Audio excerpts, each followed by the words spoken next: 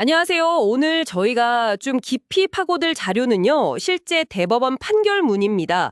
2002도 9063 사건인데요. 네.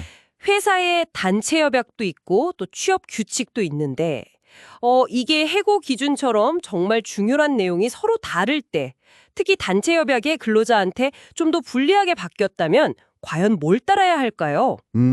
그렇죠. 아주 중요한 문제입니다. 그리고 또 하나 결근할 때요. 그냥 회사에 전화해서 저 아파서 못 가요. 이렇게 알리기만 하면 정말 괜찮은 건지 이 판결 보면서 한번 명확하게 짚어보겠습니다. 네. 이 판결이 바로 그 단체 협약과 취업 규칙 간의 우선순위 문제, 그리고 또 근로자가 이 일 못할 때 어떻게 해야 하는지 그 기준을 잘 보여주고 있습니다. 특히 근로조건 바뀔 때 뭘 주의해야 할지 도움이 많이 될 겁니다. 자, 그럼 사건 내용부터 좀 볼까요? 이게 좀 흥미로운데 원래는 취업 규칙에 한 달에 7일 이상 무단 결근하면 해고 이랬거든요. 네, 그랬었죠. 근데 노사가 합의해서 단체 협약을 바꿨어요.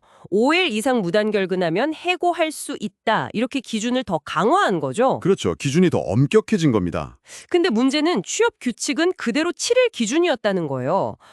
이러면 정말 뭘 따라야 할지 헷갈리는데 법원은 어떻게 봤나요? 대법원은 기본적으로 그 협약 자체의 원칙이라는 걸 중요하게 봤습니다. 협약 자취요? 네. 그러니까 노동조합이 사용자와 자유롭게 근로조건을 정할 수 있고 그 과정에서 때로는 기존보다 좀 불리한 내용으로 합의할 수도 있다는 거죠. 아, 불리하게도 합의할 수 있다. 네. 물론 그 합의가 너무 터무니없어서 노조의 목적 자체를 벗어난 정도, 그 정도만 아니라면 유효하다고 본 겁니다. 잠깐만요. 그럼 좀 이상한데요? 아니, 노조가 합의해서 근로자한테 더 불리해진, 그러니까 해고 기준이 더 빡빡해진 단체 협약이 원래 있던 더 유리한 취업 규칙보다 우선한다고요? 네, 바로 그 점입니다. 그게 이 판결의 핵심 중 하나예요. 아, 법원은 이렇게 봤어요.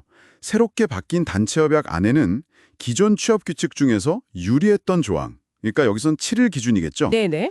그 조항의 적용은 이제 그만두고 새로 만든 이 협약을 우선 적용하자, 이런 암묵적인 합의가 포함되어 있다고 본 겁니다. 암묵적 합의? 네.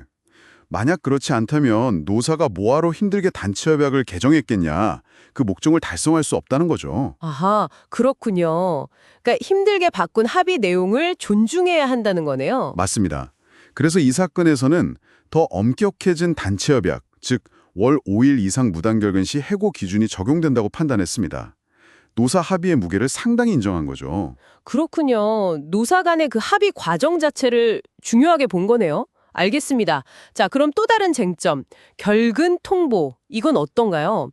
사실 몸이 안 좋거나 급한 일이 생길 수 있잖아요. 그렇죠. 누구나 그럴 수 있죠. 그럴 때 미리 전화로 그냥 알리기만 하면 이게 무단 결근이 아닌 건지 이거 진짜 많은 분들이 궁금해하실 것 같아요. 네, 이것도 판결문을 보면 기준이 명확하게 나와 있습니다. 근로자가 일을 못하게 됐을 때 이걸 정당화하려면요, 단순히 회사에 알리는 것, 그걸로는 부족하다는 거예요. 아, 부족하다. 네, 사용자의 사전 또는 사후 승인이 필요하다고 명시했어요. 그냥 나 일방적으로 통보했다, 이걸로는 정당한 결근 사유가 되기 어렵다는 거죠. 승인이 필요하다. 네, 실제로 이 사건 회사 취업 규칙에도 결근하려면 사전에 허가를 받거나 아니면 나중이라도 증빙 서류, 진단서 같은 거겠죠. 그런 걸 내도록 규정이 되어 있었습니다. 아하, 그러니까 그냥 저 아파서 못 나가요. 전화 한 통으로 끝날 일이 아니었네요. 회사 규정에 따라서 예를 들면 병가 신청서를 낸다든지 그런 절차를 밟고 승인을 받는 게 핵심이군요. 정확합니다. 승인이 핵심입니다. 이게 생각보다 많은 분들이 그냥 통보만 하면 된다고 오해하기 쉬운 부분이거든요. 네, 이거 진짜 기억해 둬야겠네요. 통보랑 승인은 다른 거다. 맞습니다. 물론 법원이 단순히 규정에 해당한다고 해서 무조건 해고가 다 정당하다고 본 건 아니에요. 그것도 중요하죠. 아, 그건 또 아니군요. 네, 해고라는 게 워낙 중대한 거니까요. 이게 정당하려면 사회 통념상, 그러니까 일반적인 상식으로 봤을 때 이 정도면 정말 같이 일하기 힘들다 할 정도로 근로자에게 책임 있는 사유가 있는지 이런 걸 종합적으로 따져봐야 한다고 강조했습니다. 종합적으로 판단한다. 그렇죠. 이 사건에서는 여러 가지 사정을 다 고려해 보니까 결국 해고가 정당하다고 판단하긴 했습니다. 자, 그럼 오늘 내용을 좀 정리해보면요. 첫째, 노사 합의로 만든 단체 협약은 설령 기존 취업 규칙보다 좀 불리하게 바뀌었더라도 그 합의 자체에 뭐 큰 절차적 문제나 이런 게 없다면 유효하고 또 우선 적용될 수 있다. 이거 하나 하고요. 네, 그렇죠. 둘째, 결근할 때는 그냥 일방적으로 알리는 걸 넘어서 회사 규정에 따른 절차를 밟고 정식으로 승인을 받는 것이 중요하다. 이 두 가지가 오늘 판결의 핵심적인 메시지라고 볼 수 있겠네요. 네, 정확합니다.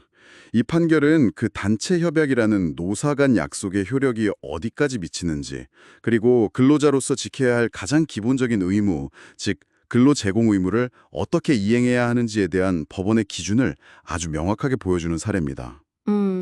기준을 명확히 보여준다. 네, 특히 노사 간 합의가 얼마나 중요하고 또 법적인 구속력을 갖는지, 그리고 그 합의 내용이 실제 우리 일터에서 어떻게 작동하는지를 잘 보여주는 거죠. 네, 그렇군요. 자, 오늘 이 이야기를 들으시면서 여러분께 마지막으로 이런 질문 한번 던져보고 싶습니다. 여러분의 일터에서는 단체 협약과 취업 규칙이 어떻게 조화를 이루고 있나요? 혹시 그 내용이 바뀔 때 그 과정이나 결과가 여러분에게는 합리적으로 느껴지시는지 한 번쯤 조용히 생각해 보시는 것도 좋지 않을까 싶습니다.